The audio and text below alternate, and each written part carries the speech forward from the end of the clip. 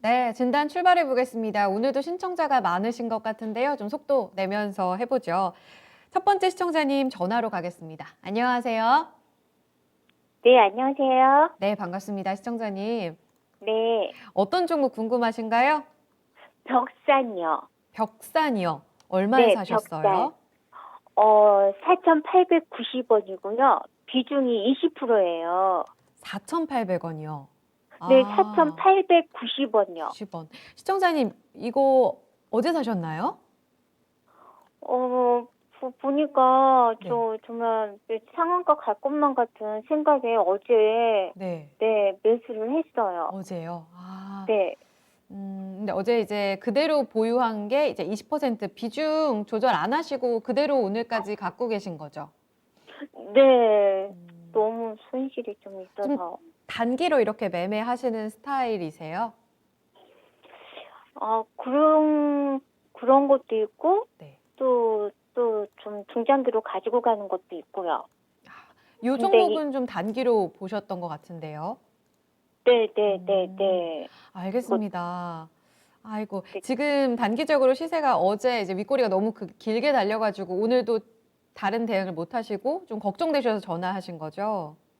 네, 오늘도 단일가로 거래가 되더라고요. 아, 네. 아, 그렇군요. 그래서 어떤 점이 제일 궁금하셨어요? 당장 정리를 해야 되나 이런 게 가장 궁금하시죠?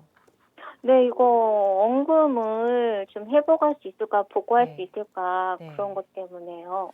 알겠습니다. 저희 그럼 의견 한번 들어볼게요. 네네. 아, 단가가 4,890원 들으시면서 놀라셨다라고 하신 분들도 지금 채팅창에 있으신데 바로 대응이 지금 안 됐습니다.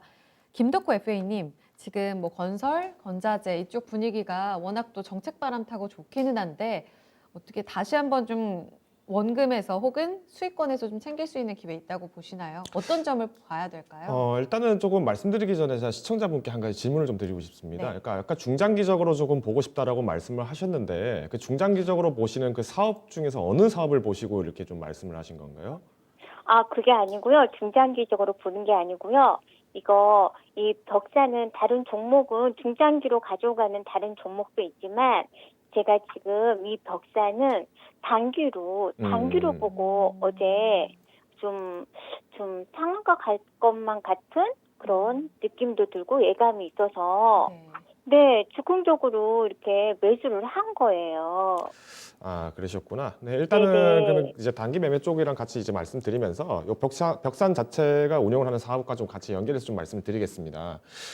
벽산 같은 경우 이미 건자재 쪽 관련 사업으로 이미 많이 알고 계실 텐데 일단 벽산이 이제 지금 최근에 주가가 이렇게 폭등한 원인이 이제 무기 단열재 관련된 부분입니다. 그러니까 단열재가 무기 단열재가 있고 유기 단열재가 있어요. 근데 지금 통상적으로 가격이 싼 유기 단열재는 뭐 스티로폼이라든가 아니면 우레탄이라든가 이런 걸 써서 만들다 보니까 가성비가 좋아요. 근데 이런 유기 단열재 같은 경우에는 한번 화재가 나버리면은 유독가스가 나온다든지 이런 어떤 위험들이 굉장히 크다 보니까 단열성은 되는데 화재가 났을 때 그 주택 자체가 부담을 할 때 굉장히 불이 확산이 확 커져 버린다는 거죠.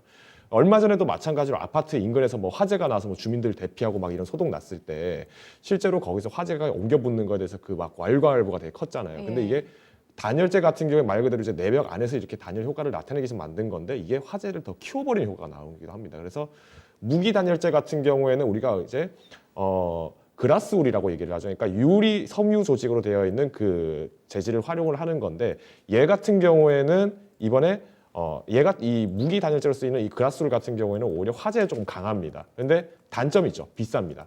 근데 최근에 이제 주택들을 이제 만들거나 아니면 리모델링을 할 때 특히 단열재를 쓸 때 조금 이 그라스울로 하는 부분들에서의 그 시장들이 커지다 보니까 지금 벽산이 이 그라스울에 대해서의 그 설비를 늘려나가면서 그 생산량을 증설을 하겠다는 얘기가 나오면서 지금 계속 이제 주가가 좀 이렇게 이슈가 나오고 있습니다. 그러니까 사실 건자재 자체만 봤을 때 지금 기존의 건설주만 볼게요. 그러니까 이 이슈만 빼고 이렇게 보시면 얘네가 지난번 이제 오세훈 시장이 당선되면서 마찬가지로 건설주들이 굉장히 막 상승을 많이 했잖아요. 그러면 이미 그 상승분들이 사실 여기가 아니라 여기서 끝이 났어요. 건설만 놓고 보면 여기서 끝이 나는 게 정상인데 이거는 이제 이슈가 나오면서 그 이슈로 주가가 이제 폭등을 하게 된 거죠. 이런 경우에는 단기 매매를 하시는 분이라면은 이미 어느 정도 상한가 도달을 하기 어렵다. 그러면 아예 내가 진입했을 때보다 그 하방의 그 매도가를 조금 걸어 놓으셔야 되는데 매도가를 걸기가 굉장히 어렵겠죠. 왜? 주가가 하루 만에 이렇게 폭등을 갑자기 해버리다 보니까 사실 이제 대응이 조금 어렵지 않았었나. 그래서 지금 몰렸는데 이게 지금 빠르게 회복이 될 것 같냐 이런 말씀이신 것 같은데 일단은 단기적인 시점에서는 조금 회복이 어렵습니다. 오히려 주가가 지금 빠질 수 있겠죠. 왜냐? 지금 보시면은 이 종목에 대해서 지금 300일 동안 거래일을 한번 보십시오.